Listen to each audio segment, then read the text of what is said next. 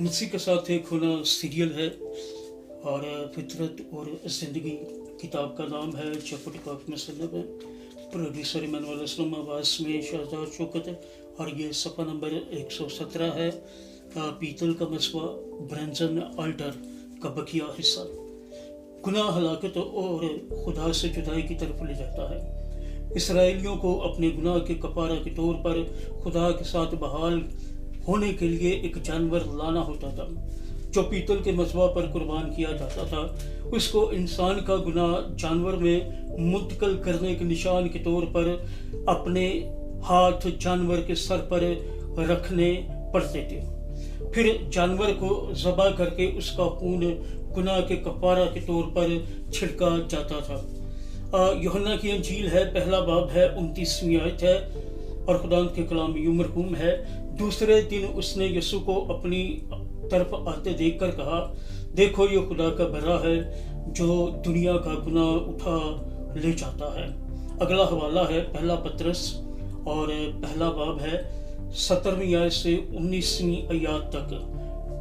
और जबकि तुम बाप कहकर उससे दुआ करते हो जो हर काम के मुआफिक बगैर तरफदारी के इंसाफ करता है, तू अपनी मुसाफरत का ज़माना खौफ के साथ गुजारो, क्योंकि तुम जानते हो कि तुम्हारा निकम्मा चाल चलन जो बाप दादा से चला आता था, उससे तुम्हारी खलासी फानी चीज़ों यानी सोने चांदी के जरिए से नहीं हुई, बल्कि एक बेऐब और बेदाग बर्रा यानी मसीह के बेशकीमत खून से। खुदावंद के पाक कलाम के पढ़े सुने जाने पर उसकी बरकत नाज़िल हो। सब कहिएगा आमीन। खुदावंद का शुक्र हो। पीतल का मसबा सलीब की तस्वीर है और कुर्बानियाँ जो मसबा पर चढ़ाई जाती थी वो यीशु की अलामत हैं। वो खुदा का बर्रा है जो दुनिया का गुनाह उठा ले जाता है।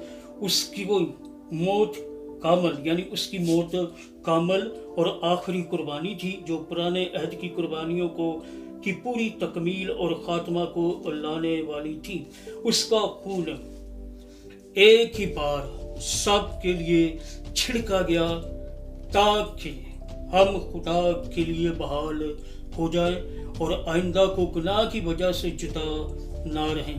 अब हम सलीब के पास आकर गुनाहों की माफ़ी पा सकते और खुदा के साथ शरीक होने के लिए आज़ाद हो सकते हैं। सिलसिला 2 में हमने यीशु के खून और सलीबी तबादला को देखा है।